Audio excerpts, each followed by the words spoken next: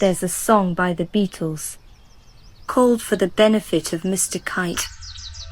Most people hear it and move on. I didn't.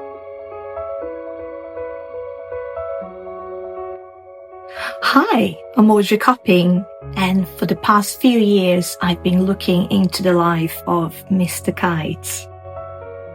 So who was Mr Kite? Born in Nottingham around 1825, William Kite came from a famous circus family of equestrian performers. By 1843, he was working with Pablo Fanck's circus, becoming one of Victorian England's celebrated showmen, alongside his wife, Elizabeth Ann Devereux Kite, also an equestrian performer. They had one daughter, Elizabeth Annie Kite.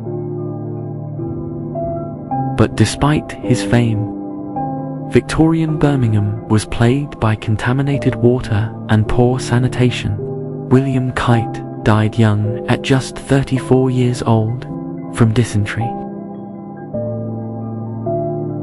And yet, more than a century later, his name would be immortalized through music.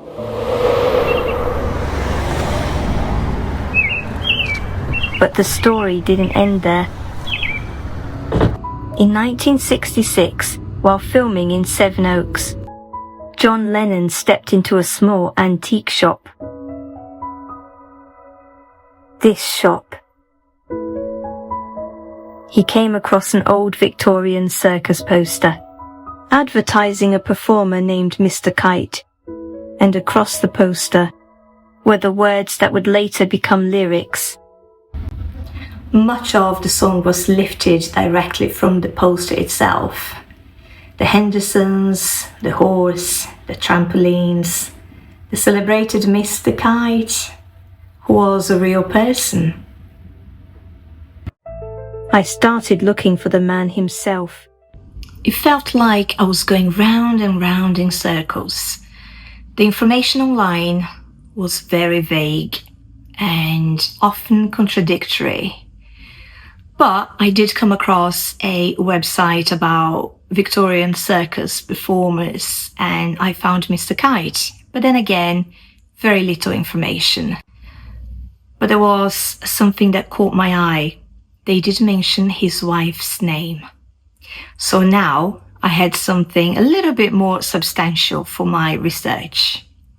And with that, I went straight to Family Search, which led me to Mr Kite and his death certificate.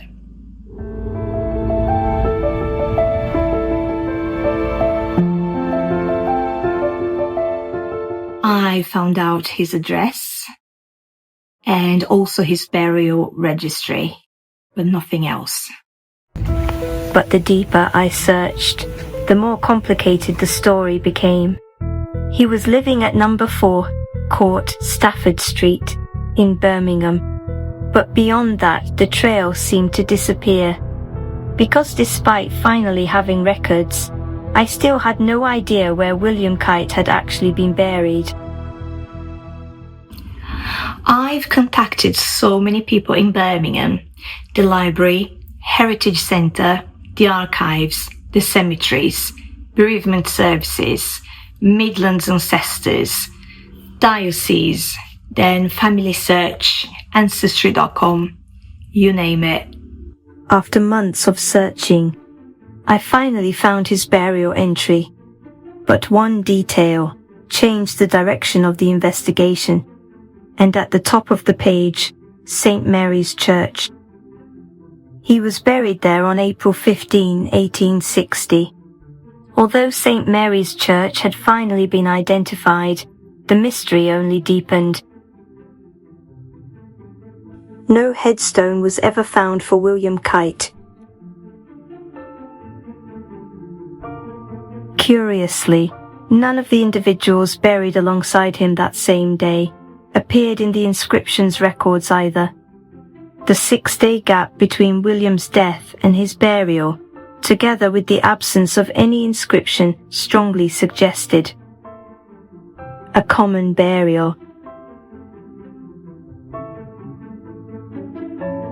For the first time, I thought I was getting closer, until I discovered St. Mary's had been demolished. So now I had his address, cause of death, but I still needed to find more. So I travelled to Birmingham on a mission to find what remained of him.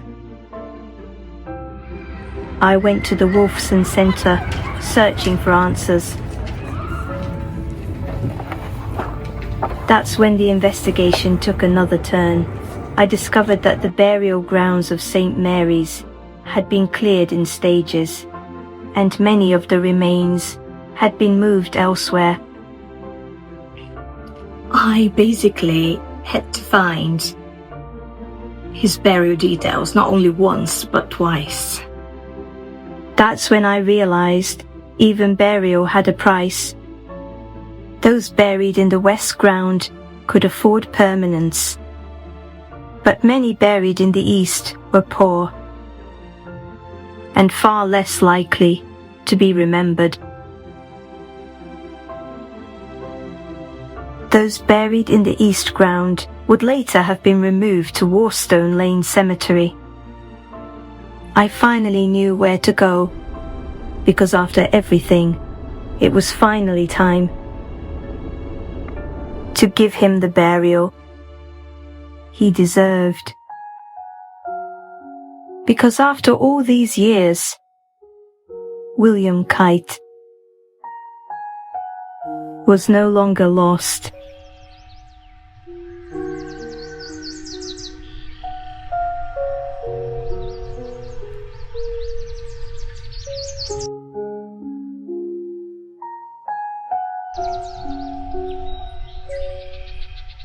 What began as a passing curiosity became a journey to find a man history had almost forgotten.